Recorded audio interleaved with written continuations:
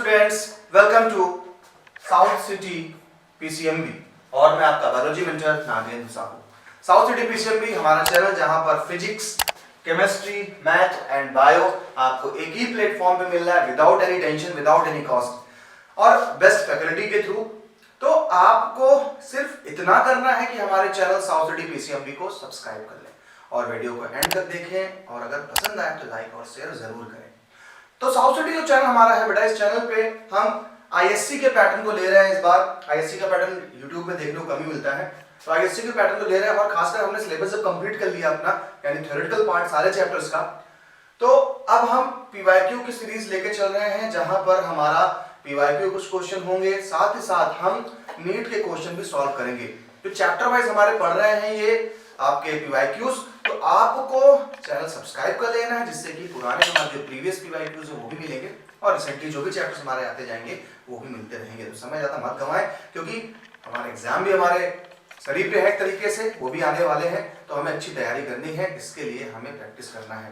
तो प्रैक्टिस के लिए मैं आपके बायोलॉजी में नागेंद्र साहू बना रहूंगा आपके साथ चैप्टर के एंड तक। चलिए स्टार्ट करते हैं। आज का हमारा चैप्टर है मॉलिक्यूलर बेसिस ऑफ इनहेरिटेंस और हमारा टॉपिक रहेगा आईएससी और नीट के पीवाईक्यूज।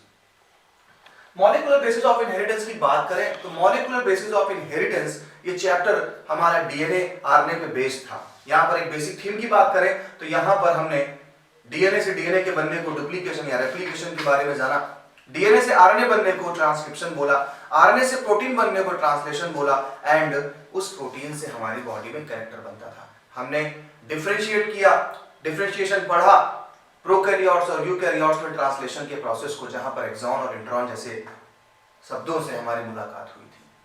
आज उन्हीं पे बेस्ड क्वेश्चन सॉल्व करते हैं। माना कि आपने लेक्चर नहीं पढ़ा होगा तो कम से कम इस प्रैक्टिस सीट को सॉल्व करते हैं जिससे कि आपके क्वेश्चन अच्छे से तैयार हो जाए। चलिए समय बिना गंवाए स्टार्ट करते हैं मॉलिक्यूलर बेसिस ऑफ इनहेरिटेंस। पहला क्वेश्चन लेके चलेंगे। पहले हम आईएससी के पैटर्न पे चलेंगे, आईएससी के क्वेश्चन को सॉल्व करेंगे, देन हम आगे बढ़ेंगे और नीट की तरफ बढ़ेंगे। और आप देखेंगे आईएससी के क्वेश्चन, कुछ क्वेश्चन सॉल्व करने के बाद जस्ट आपको नीट के क्वेश्चन भी आसानी से सॉल्व कर लेंगे। चलिए आईएससी 2022 सेमेस्टर 1 का पहला क्वेश्चन उठाते हैं। Which one of the following is not a part of transcriptional unit? देखिए मैं सबसे पहले आंसर हाइड कर दे रहा हूं इससे कि आप आंसर की तरफ मत भागे, कोशिश करते हैं, समझते हैं, क्योंकि हमको इस एमसीक्यू से शॉर्ट और लॉन्ग क्वेश्चन को भी तैयार कर लेना है। कैसे? जैसे कि हम बात कर रहे हैं which one of the following is not a part of transcriptional unit। Transcriptional unit होती क्या थी? हमारा डीएनए का वो पार्ट जहां पर एक प्रोमोटर साइट हुआ करता था, स्ट्रक्चरल जीन हुआ करती थी और टर्मिनेटर साइट हुआ करता था। ये 3 पार्ट हमारे ट्रांसक्रिप्शनल यूनिट आते थे। आपको याद होगा यहीं से हमारा आरएनए पॉलीमरेज एंजाइम जुड़ता था प्रोमोटर साइट से। ये हमारा प्रोमोटर साइट, ये हमारा टर्मिनेटर, यहाँ पर ट्रांसक्रिप्शन बन जाता था। तो ट्रांसक्रिप्शन यूनिट इन डीएनए। चलिए कह रहा था इंड्यूसर कौन सा नहीं है part? Inducer, a terminator, a promoter, the structural gene. देखिए टर्मिनेटर तो मैंने बोला, टर्मिनेटर तो होता है, प्रोमोटर साइड में देखिए है, स्ट्रक्चरल जीन ये है, यानी हमारा आंसर क्या हो जाएगा बेटा? हमारा आंसर हो जाएगा ए। ए इज अ राइट आंसर कि ए इंड्यूसर। ये इंड्यूसर आपको लैब ओपेरॉन में मिलता था जहां पर गैलेक्टोज आपका या लैक्टोज आपका इंड्यूसर हुआ करता था। उस पर भी क्वेश्चन भी आएंगे। पहला क्वेश्चन सॉल्व हो गया आसानी से। अब देखिए, अब मैं ज्यादा सीधे बताता बेटा, हाँ इसका आंसर ये है ए। ये रेक्टिफिकेशन होता है। अब जब मैंने आपको बताया कि नहीं ट्रांसक्रिप्शनल यूनिट, तो आपका एक क्वेश्चन तैयार हो गया, व्हाट इज ट्रांसक्रिप्शनल यूनिट? तो आप आसानी से बता देंगे ट्रांसक्रिप्शनल यूनिट क्या है। क्लियर? चलिए अगले क्वेश्चन चलते हैं। The final proof for DNA as the genetic material came from the experiment conducted by ISC 2022 semester first का question. The final proof of DNA. लोगों को ये पता नहीं था कि यार हमारा जेनेटिक मटेरियल डीएनए है। लोग समझते थे यार प्रोटीन हमारा जेनेटिक मटेरियल है, कोई कहता था कि हमारा जेनेटिक मटेरियल हमारा आरएनए है। तो एक्सपेरिमेंटली जिसने प्रूव किया पहले कि हमारा डीएनए एक जेनेटिक मटेरियल है, ये एक्सपेरिमेंटल जो प्रूफ हुआ, ये प्रूफ किस साइंटिस्ट ने दिया था? तो सबसे पहले देखिए हम ऊट पटांग साइंटिस्टों को लेकर चलते हैं। हरगोबिंद खुराना का यहाँ से कोई लेना देना नहीं है। हरगोविंद खुराना का लेना देना है हमारे जेनेटिक कोड से, ट्रिपलेट कोडॉन से। भाई साहब आप तो नहीं है, माफ करिएगा। फ्रैंकलिन एंड विल्किंस नहीं। वॉटसन एंड क्रिक ने तो डीएनए के बारे में स्ट्रक्चर दिया था, लेकिन प्रूव करने वाले जो साइंटिस्ट थे वो थे हार्से एंड चेज। यानी यहाँ पर जो हमारा हो गया हार्से एंड चेज। हार्से एंड चेज ने बैक्टीरियोफेज वायरस पे एक्सपेरिमेंट किया था। आपको याद होगा लेक्चर में मैंने बताया था कि एक रेडियोएक्टिव P32 है ना, और रेडियोएक्टिव हमने लिया था सल्फर। इन दोनों को लेकर के बैक्टीरियोफेज वायरस के साथ एक्सपेरिमेंट कराया गया और ये पाया गया कि बैक्टीरियोफेज वायरस जब किसी बैक्टीरिया पे अटैक करता था तो उसने कोई प्रोटीन वाला पार्ट अटैक नहीं किया, उसने फास्फोरस वाला पार्ट ट्रांसफर किया। और फास्फोरस किसमें होता है, याद करिए, फास्फोरिक एसिड। फास्फोरिक एसिड किसका पार्ट है, H3PO4 nitrogenous base pentose sugar, याद आया। तो न्यूक्लियोटाइड, इससे प्रूव हुआ था कि हाँ डीएनए ही हमारा जेनेटिक मटेरियल है जो एक जनरेशन से दूसरे जनरेशन में ट्रांसफर होता है। आईएससी का 2022 का सेमेस्टर में question, the codons used in chain terminator. ठीक है, चेन टर्मिनेटर, जब एमआरएनए बनता है डीएनए से तो हमेशा सबसे पहला जो कोडॉन होता है अमीनो एसिड के लिए वो होता है मेथियोनिन यानी AUG। याद रखिएगा AUG पहले होगा हमेशा। तो वो क्या है, हमारा इनिशिएशन कोडॉन है, याद रखिएगा AUG। अब AUG के बाद अमीनो एसिड लग रहा है, लेकिन 3 ऐसे अमीनो एसिड के कोडॉन्स हैं, मैं बता देता हूं। उआ फंडा है, उआ, उगा, उआग, उआ, उगा, उआग। अगर ये ट्रिपलेट कोडॉन कहीं पर भी मिलते हैं तो ये टर्मिनेटर कोडॉन माने जाते हैं। यहीं से आरएनए का बनना, प्रोटीन का बनना बंद हो जाता है, अमीनो एसिड का बनना बंद हो जाता है। तो ये हमारे एक टर्मिनेटर कोडॉन है। चलिए देखते हैं क्वेश्चन, आप सब खुद ही सॉल्व करके बताएं, जरूरत नहीं है, साफ साफ दिख रहा। UA, the codons used in chain terminator are UA, UGA, उआ, यानी आंसर डी। क्लियर, समझ में आ गया? ओके, इधर रीजन बहुत ही अच्छे क्वेश्चन लगते हैं मुझे। इधर से इसका आंसर पहले हाइड कर दिया जाए, ठीक है, इसके आंसर को हाइड कर देते हैं और इसके भी आंसर को हाइड कर दें, इनके आंसर को हाइड कर दिया जाए। चलिए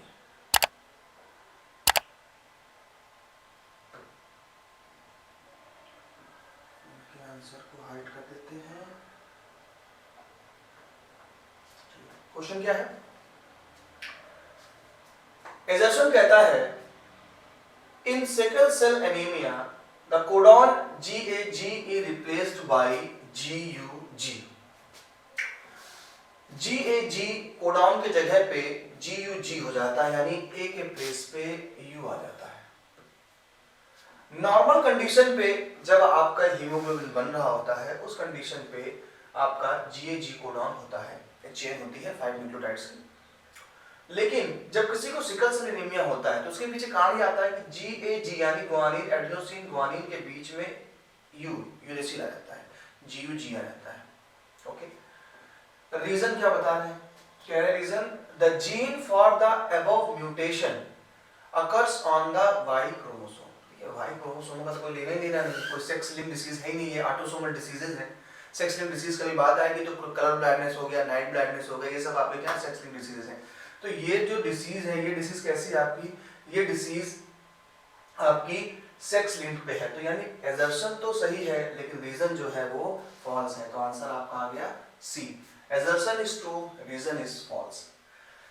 क्वेश्चन नंबर 5 एजर्शन पे, nucleosome consist of a strand of DNA. Okay, nucleosome consist of a strand of DNA coiled around the core of histone protein। बिल्कुल सही बात कर रहे हैं, nucleosome is a combination of DNA and core protein होती है, इसे histone protein कहते हैं, histone ऑप्टोमर। The histone protein forming the core of nucleosome are 4 major types, H1, H2, H3 and H4। अच्छा भाई, H1, H2, H3 और H4 तो नहीं है, यानी कि देखिए इसमें न्यूक्लियोसोम कंसिस्ट, एजर्शन सही बोल रहा है लेकिन यहाँ पर भी रीजन जो है हिस्टोन प्रोटीन फॉर्मिंग, ये रीजन भी गलत है, रीजन बड़ा फॉल्स है। तो इसका आंसर भी आ जाएगा C, assertion is true but reason is false. Okay, ISC 2022 semester 1 में क्वेश्चन था एब्रिविएशन HNRNA। HNRNA का मतलब बेटा होता है heterogeneous nuclear ribonucleic acid. Heterogeneous nuclear ribonucleic acid, ये बेसिकली हम यूकैरियोट्स में जब आरएनए बनता है तो वो आरएनए कंप्लीट नहीं होता है क्योंकि उसमें इंट्रॉन और एक्सॉन होते हैं, दो चीजें। इंट्रॉन जो कि नॉन कोडिंग प्रोटीन होते हैं और एक्सॉन हमारे प्रोटीन को कोड करने वाले स्ट्रैंड है। तो जब ये दोनों साथ में होते हैं बेटा तो इसको बोलते हैं HNRNA, heterogeneous nuclear ribonucleic acid, HNRNA। चलिए अगले क्वेश्चन पढ़ते हैं। अब हम क्वेश्चन उठाएंगे थोड़ा सा नीट पे। ISC के हमारे क्वेश्चन इतने ही हैं, थोड़ा नीट को लेकर चलते हैं तो क्वेश्चन सॉल्व होगा। चलिए क्वेश्चन है which of the following is required as inducer for the expression of lac operon. देखिए इंड्यूसर वाला टर्म आ गया, नीट 2016 का क्वेश्चन है। इंड्यूसर वो है जो लैक ओपेरॉन को galactose protein beta galactosidase enzyme बनाने के लिए एक्टिवेट करता है। लैक ओपेरॉन पे जाइएगा, लैक ओपेरॉन। तो which of the following is required as inducer for the expression of lac operon. तो साफ साफ हमारा आंसर होगा लैक्टोज। लैक्टोज क्या करता है, इंड्यूस करता है हमारे एक इंड्यूसर के लिए जो कि लैक ओपेरॉन पे बीटा गैलेक्टोसाइडेज बनाता है। क्या समझा देता हूं यहीं पर आपको, आप कंफ्यूज हो रहे होंगे। लैक ओपेरॉन एक तरीके के स्ट्रक्चरल जीन है जो बैक्टीरिया में पाया जाता है। जब बैक्टीरिया को नॉर्मल ग्लूकोज मिलता है तो वो ग्लूकोज से एनर्जी बनाता है, उसे कोई प्रॉब्लम नहीं होती है। लेकिन जब बैक्टीरिया को मिल्क यानी लैक्टोज मिलता है तो आपको तो ग्लूकोज बना नहीं पाएगा। और हमें पता है लैक्टोज जो है ये दो चीजों से मिलकर बना है, glucose plus galactose. Glucose plus galactose से मिलकर बना हुआ है। तो हमें करना ये होता है कि जब बैक्टीरिया को लैक्टोज मिल गया तो इसको एक एंजाइम की जरूरत पड़ती है और वह एंजाइम बीटा गैलेक्टोसाइडेज होता है जो कि ZYA वाई वाले पार्ट से निकलता है बीटा गैलेक्टोसाइडेज। अब जब एंजाइम जरूरत पड़ती है, यहाँ पर एंजाइम आता है तो एंजाइम नॉर्मल कंडीशन पे इस आई साइड से निकलने वाला एक प्रोटीन है वो इस जगह पे अटैच होता है। प्रोटीन अटैच होने के कारण हमारा आरएनए पॉलीमरेज आके बढ़ नहीं पाता है। लेकिन जब हमारा इंड्यूसर आ जाता है, इंड्यूसर हमारा है क्या, लैक्टोज। जब लैक्टोज आ जाता है तो लैक्टोज इस प्रोटीन से बाइंड अप कर लेता है और बाइंड करने के बाद क्या करता है वो इस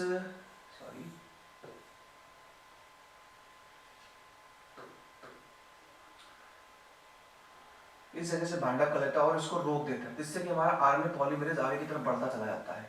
इसको बोलते हैं लैक ओपेरॉन का स्विच ऑन हो जाना। और जब ये एमआरएनए बढ़ता है आगे और आरएनए पॉलीमरेज तो ये बीटा गैलेक्टोसाइडेज एंजाइम बना देता है। जैसे ही बनता है बीटा गैलेक्टोसाइडेज ये लैक्टोज का ब्रेक डाउन करता है। तो इंड्यूसर का मतलब है जो इंड्यूस करे बीटा गैलेक्टोसाइडेज बनने वाले एंजाइम को, उसके लिए हम इंटरमीडिएट किया इंड्यूशन।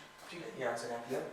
Which of the following is not required for any of the technique of DNA fingerprinting available at present। कह रहा which of the, इसमें से कौन सी चीज है जो रिक्वायर्ड नहीं है।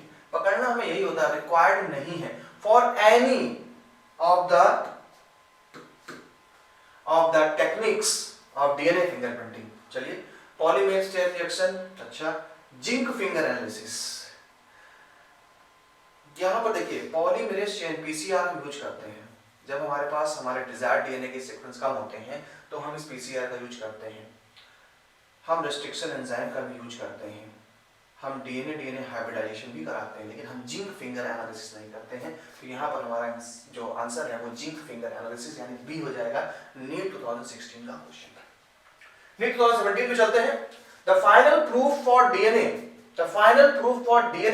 as the genetic material came from the experiment। अभी क्वेश्चन सॉल्व करके मैंने बोला था भैया ISC के क्वेश्चन जब आप करेंगे तो कुछ क्वेश्चन आपको नीट के भी मिलेंगे। अब देख लीजिए, मुझे बताने की जरूरत नहीं है, आप क्वेश्चन देखिए आंसर को बता देंगे। हार्से एंड चेस थे, फाइनल इन्होंने एक्सपेरिमेंट किया था बैक्टीरियोफेज वायरस, हो गया। 2017 नीट का क्वेश्चन सॉल्व कर लिया आपने। आगे चलते हैं। नीट 2017 का क्वेश्चन है कि डीएनए फ्रेगमेंट्स क्या होते हैं। डीएनए फ्रेगमेंट्स हमेशा नेगेटिव चार्ज होते हैं, आपको पता होना चाहिए। वहां पे पाई जाने वाली दो प्रोटीन्स होती है लाइसिन और आर्जिनिन जो नेगेटिव चार्ज होती हैं, जिस कारण हमारा डीएनए नेगेटिवली चार्ज हो जाता है। तो हमारा आंसर होगा ए। 2017 क्वेश्चन सॉल्व। नीट 2020 का क्वेश्चन एक और हमारे पास, which of the following RNA should be most abundant in animal RNA, कौन सा आरएनए एनिमल आरएनए में मिलता है। बहुत बढ़िया क्वेश्चन। 3 टाइप के आरएनए होते हैं बेटा, टीआरएनए, टीएमटी समझ लीजिए, टीआरएनए, एमआरएनए, आरआरएनए। कह रहा कौन सा सबसे ज्यादा आरएनए यूज होता है, यानी एनिमल सेल में पाया जाता है। तो देखिए, टीआरएनए ट्रांसफर आरएनए होता है, अमीनो एसिड्स को लेकर के राइबोसोम के पास पहुंचना, एमआरएनए के पास पहुंचना, ठीक है। लेकिन राइबोसोम की क्वांटिटी बहुत ज्यादा होती है, राइबोसोम को प्रोटीन की फैक्ट्री माना जाता है, तो यहां पर आ गया राइबोसोमल आरएनए, आंसर डी। याद रखना है इस चीज को। 3 टाइप के आरएनए थे, आरआरएनए, टीआरएनए, एमआरएनए। अप्रॉक्सीमेटली 80% जो होता है टोटल आरएनए का आरआरएनए लेता है। If there are 999 bases in RNA, okay, 999 bases हैं in RNA that codes for a protein with 333 amino acids. 999 codes हैं, यानी ट्रिपलेट कोडॉन है, ये ट्रिपलेट कोडॉन है, सॉरी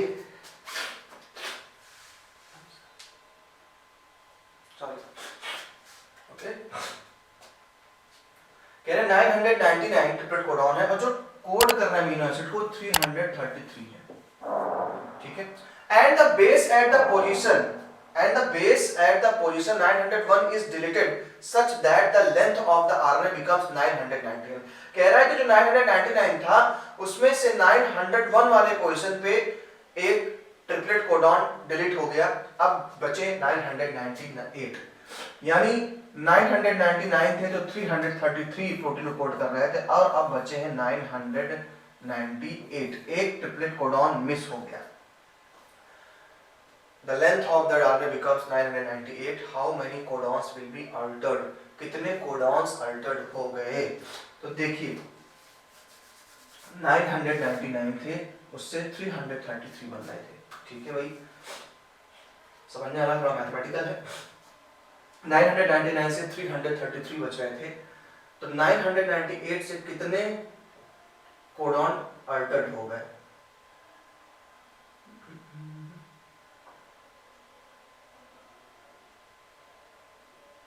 ओके, ट्रिपलेट कोडॉन 3 थे, ठीक है।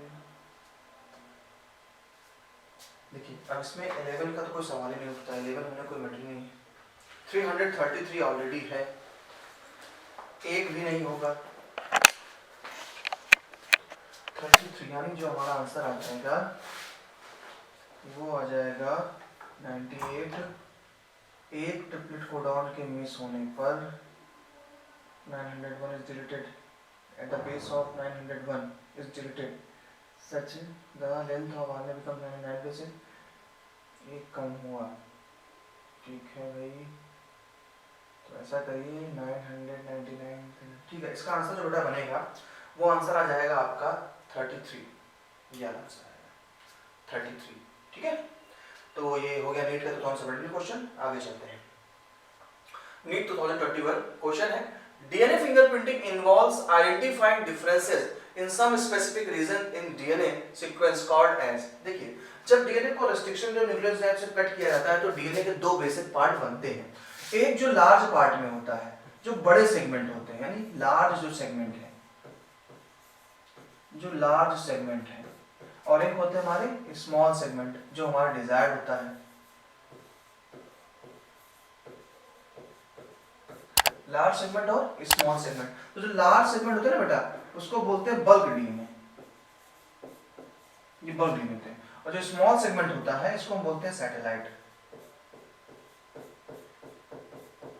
तो जो हम यूज करते हैं बेसिकली डीएनए फिंगरप्रिंटिंग के लिए सैटेलाइट का यूज करते हैं, हम यूज करेंगे सैटेलाइट का। तो चलिए देख लीजिए, आंसर आ गया आपका सैटेलाइट डीएनए। क्लियर, नीट 2021 का क्वेश्चन आपने सॉल्व कर लिया। 2021 का एक क्वेश्चन और मिलता है, which of the following RNA is not required for the synthesis of protein? कौन सा RNA प्रोटीन सिंथेसिस के लिए नहीं रिक्वायर्ड होगा। देखिए समझ लीजिए कि आरआरएनए भी हमें चाहिए प्रोटीन सिंथेसिस के लिए, एमआरएनए भी चाहिए हमको, टीआरएनए भी चाहिए, उसके अलावा देख लीजिए छोड़ दीजिए, टीआरएनए चाहिए, एमआरएनए चाहिए, आरआरएनए चाहिए, मतलब आंसर क्या हो गया हमारा एसआईआरएनए। एसआईआरएनए जो हमारे होते हैं ये इंटरफेरेंस आरएनए होते हैं, short interference RNA. If adenine makes 30% of the DNA molecule, ठीक है, एडेनिन कर रहा है 30%, यानी टोटल 100% की बात होती है, तो उसमें 30% जो है वो क्या है हमारा एडेनिन है। अब अगर एडेनिन 30% है, एडेनिन 30% है, मैं इसको ऐसे ऐड करता हूं, एडेनिन अगर हमारा 30% है तो ग्वानिन भी 30% होगा, यानी एडेनिन और ग्वानिन ने मिलकर के 60% का खेल बचा है। समझ से चलिए सॉरी ग्वानिन कहां से आ गया 30, एडेनिन तो थाइमिन के साथ बेस करता है। एडेनिन अगर 30% है तो थाइमिन 30% जाएगा बेटा। रीजन क्या है, क्योंकि आपको पता है अच्छे से कि A प्लस T होता है और G प्लस C होता है। फिर कह रहे हैं what will be the percentage of thymine, thymine 30% गया, ग्वानिन एंड साइटोसिन, तो देखो 100 में 30 ये हो गए, ये हो गया 60%। अब जो हमारा बचा है 30% सॉरी 40%, उस 40% में क्या जाएगा, साइटोसिन 20 ले लेगा और उधर ग्वानिन 20 ले लेगा,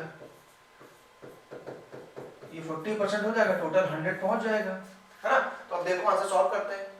टी कितना है 30, यानी टी 30 वाला ले लो, ये देखिए आंसर मिल गया, टी 30 जी 20 सी 20, आ गया आंसर। क्लियर, ऐसे सॉल्व करना अच्छा क्वेश्चन था, ऐसे कभी कभी नंबर भी दे देता है, अभी क्वेश्चन मिलेंगे उसके, तो आपका आंसर हो गया सी।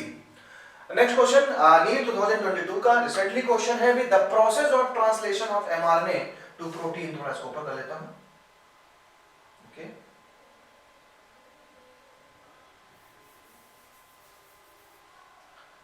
सही आंसर टिक कर लीजिए। कह रहे हैं the process of translation of mRNA to protein begins as soon as, देखिए कह रहा है जब ट्रांसलेशन हो रहा है एमआरएनए का, तो begins as soon as the small subunit of ribosome encounters mRNA, the larger subunit of ribosome encounters mRNA, both the subunit join together to bind with mRNA, and fourth that the tRNA is activated and the larger subunit of ribosome encounters mRNA। देखिए इन दो में आपका answer झूमेगा। Question number 165 पे NEET 2022 का question है, इसको आप solve करें जल्दी से।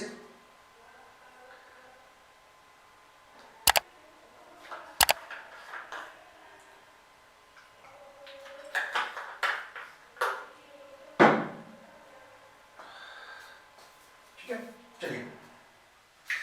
The small subunit of ribosome encounters the mRNA। देखिए सबसे पहले क्या होता है कि स्मॉल सबयूनिट जो होती है वो इनकाउंटर करती है हमारे एमआरएनए को, तब जाकर के लार्ज जुड़ता है, देन एमआरएनए बाइंड होता है। तो सबसे पहले जो गेम करता है वो स्मॉल सबयूनिट पकड़ता है, सबसे पहले वो एमआरएनए को बाइंड करता है। और राइबोसोम वगैरह स्ट्रक्चर की बात करें तो राइबोसोम कुछ ऐसा हमें दिखाई पड़ता है, कुछ ऐसा। तो स्मॉल सबयूनिट सबसे पहले क्या करती है, बाइंड करती है। चलिए आंसर ए। आगे बढ़ते हैं स्पीड से। नीट क्वेश्चन 2022 का DNA polymorphism form the bases of, DNA polymorphism forms the basis of genetic mapping, DNA fingerprinting, both genetic mapping and DNA fingerprinting या ट्रांसलेशन। देखिए डीएनए पॉलीमॉर्फिज्म, डीएनए की different जो structures हमें मिलते हैं, DNA की different हमें पोजीशन देखने को मिलती है, वो बेटा आता है डीएनए फिंगरप्रिंटिंग में।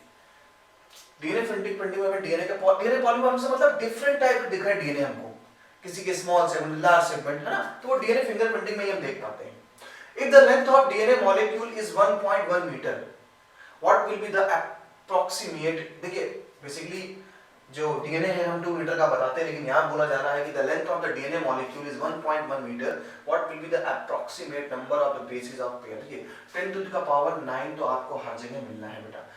अब देखिए समझिएगा दिमाग, 1.1 मीटर है यानी हैप्लॉइड बात कर रहा है, 2 मीटर होता है तो डिप्लॉइड होता है, यानी 1.1 यानी अप्रॉक्सीमेटली अगर 1 की बात करता है तो हाफ हो गया, यानी हैप्लॉइड कंडीशन की बात कर रहा है, यानी जितना भी हमें करना है सबका आधा कर देना है। क्वेश्चन नंबर 167, तो देखिए नॉर्मल डिप्लॉयड कंडीशन में 6.6 into 10 to the power 9 base pair होता है जब 2 मीटर का है, लेकिन कह रहा है 1 मीटर है तो इसका आधा करिए 6.6 का आधा 3.3, बाकी तो देखिए 10 टू द पावर 6 तो गलती हो गया, ये गलत हो गया, ये आंसर आ गया 3.3 into 10 to the power 9 base pair मिले हमको। तो ये कब है, ये कब है जब 1/1 दिमाग दिया उसने, हैप्लॉइड नहीं लिखा कि हैप्लॉइड नंबर है, उसने कहा 1 मीटर का डीएनए था। अभी 2 मीटर का डीएनए होता तो हम करते 6.6 into 10 to the power 9 base pair, लेकिन उसने बोला 1 मीटर का है तो 3.3 into 10 to the power 9 base pair. Okay, 10 E. coli cells with 15N double stranded DNA are incubate in medium containing 14N nucleotide. Okay, 10 E. coli cells को लिया गया है, बैक्टीरिया लिया है एस्केरिशिया coli. After 60 minutes, how many E. coli cells will have DNA totally free from 15 DNA? देखिए एक Griffith का experiment था जहां पर डीएनए का डुप्लीकेशन होना एक सेमी कंजर्वेटिव प्रोसेस है। उस सेमी कंजर्वेटिव प्रोसेस को देखते हुए उन्होंने एक्सपेरिमेंट कराया था 15 है, मान लीजिए रेड हम 15 ले रहे हैं और इधर मैं रेड के साथ ग्रीन रख दे रहा हूँ, ये 14 है, ये 14 है। कह रहे हैं ऐसे 10 बैक्टीरिया लिए गए हैं, दिमाग लगाइएगा, 10 बैक्टीरिया लिए गए हैं। क्लियर? आफ्टर 60 मिनट्स एक जनरेशन बैक्टीरिया की 20 मिनट में 10 डबल हो जाती है, यानी 20 मिनट बाद 10 बैक्टीरिया 20 बैक्टीरिया में कन्वर्ट हो जाएंगे। और 60 मिनट मतलब कौन जनरेशन आ जाएगी? 20 20 और 60, 3 जनरेशन। यानी क्वेश्चन में कहना है कि आफ्टर 3 जनरेशन, थर्ड जनरेशन। देखिए मैं ऐसे कर देता हूं इसको समझने के लिए। फर्स्ट जनरेशन में जो थे नॉर्मल 10 थे, जब फर्स्ट जनरेशन पार हुई 20 मिनट की तो 20 हो गए, फिर जनरेशन पास हुई 20 मिनट की,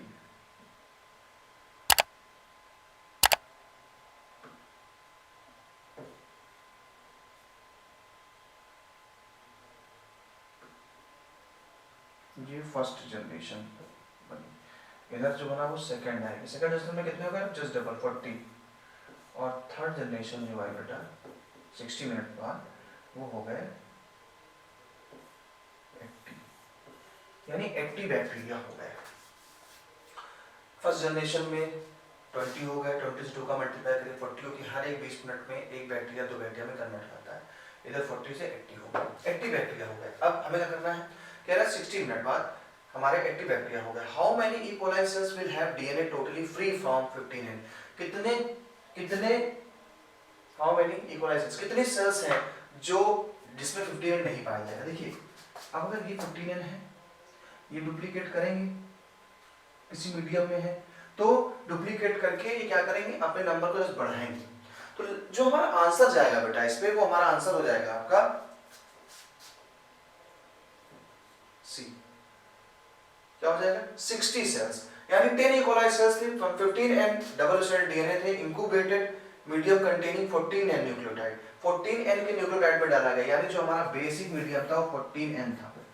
तो सिंपल सी बात है यार, 14N था, 10 हमारे बने, तो 10 में जो बनेंगे 10 हमारे चेन बनेंगे। सिंपल सी बात है, 60 सेल्स हमारी जो हो जाएंगी, 80 सेल्स में 60 सेल्स कैसे हो जाएंगी? हमारी फ्री हो जाएंगी TNR से। ठीक है, आगे चलते हैं।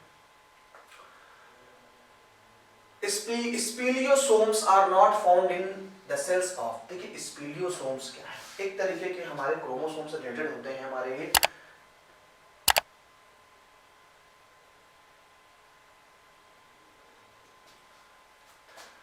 स्प्लाइसियोसोम होता है, स्पेलिंग थोड़ा सा है स्प्लाइसियोसोम। देखिए स्प्लाइसियोसोम क्या है? ये एक तरीके से हमारे जब mRNA का फॉर्मेशन हुआ उस जगह पे एक स्पेशल स्ट्रक्चर होते हैं जो स्प्लाइसिंग करते हैं, जो RNA स्प्लाइसिंग करते हैं, वो है स्पेसियोसोम। तो RNA स्प्लाइसिंग फंजाई में नहीं पाया जाता है, तो हमारा आंसर हो जाएगा ए। नीट 2018 का क्वेश्चन है, many ribosomes may associate with a single mRNA to form multiple copies of polypeptide simultaneously.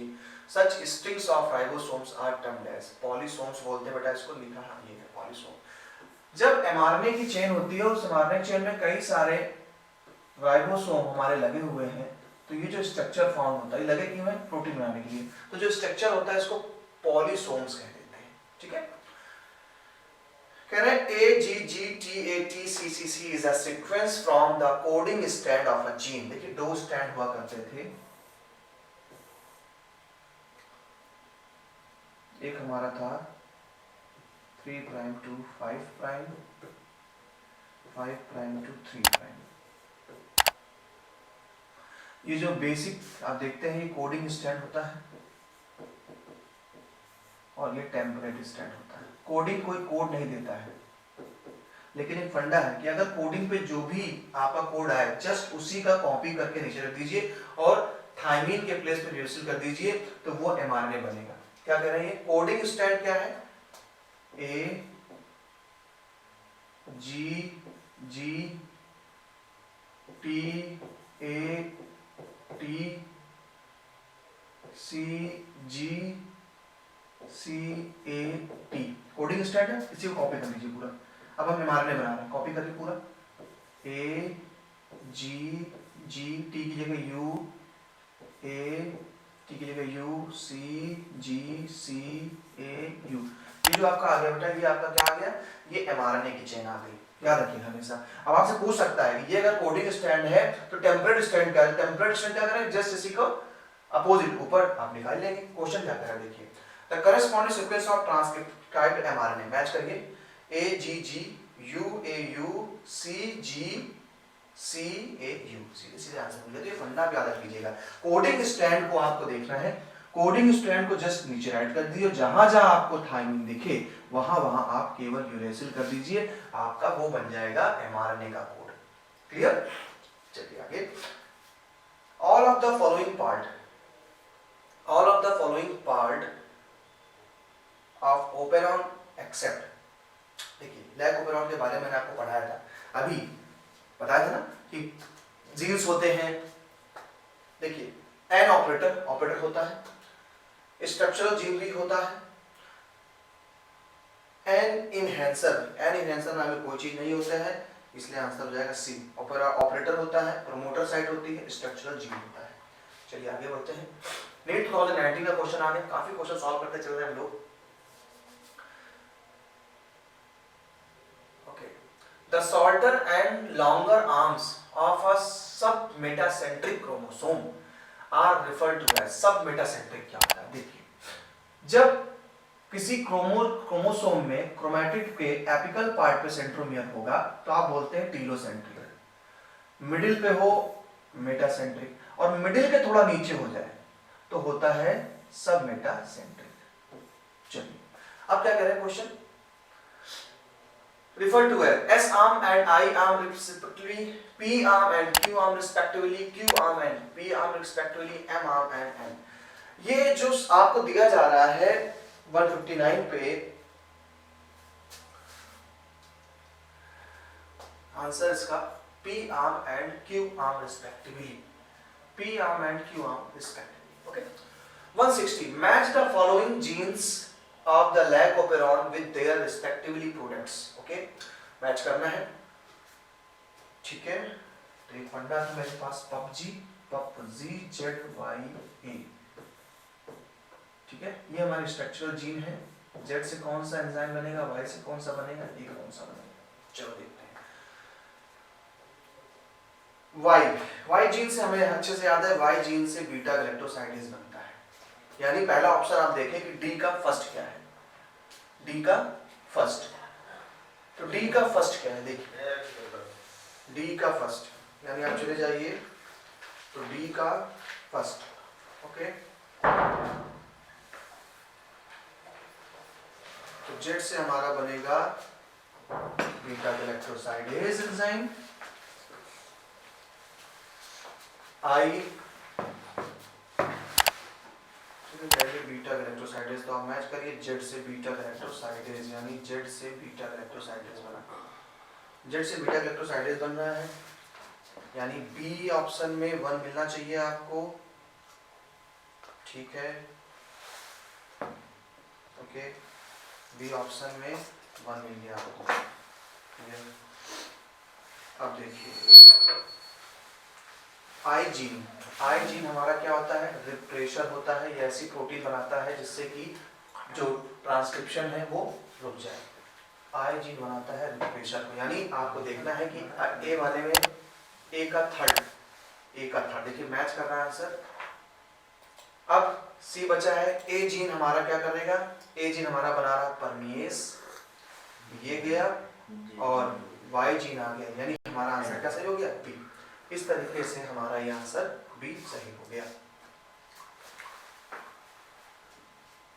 Okay, तो इस तरीके से हमने काफी क्वेश्चन सॉल्व कर लिए नीट के और हमारे आईएससी के भी क्वेश्चंस। आप ऐसे ही एंड तक बने रहें और हमारे साथ साउथ सिटी चैनल पीसीएमबी पे, मैं आपका बायोलॉजी मेंटर। हम लोग नेक्स्ट लेक्चर में एक नया चैप्टर उठाएंगे और नए चैप्टर में फिर से वही आईएससी और नीट के पीवाईक्यूज होंगे। तो thanks for watching till and, और हमारे चैनल को सब्सक्राइब करें जिससे आपको नए चैप्टर्स पे लेक्चर्स प्रोवाइड होते रहे। चलिए मुलाकात करते हैं नेक्स्ट लेक्चर पे एक नए टॉपिक के साथ।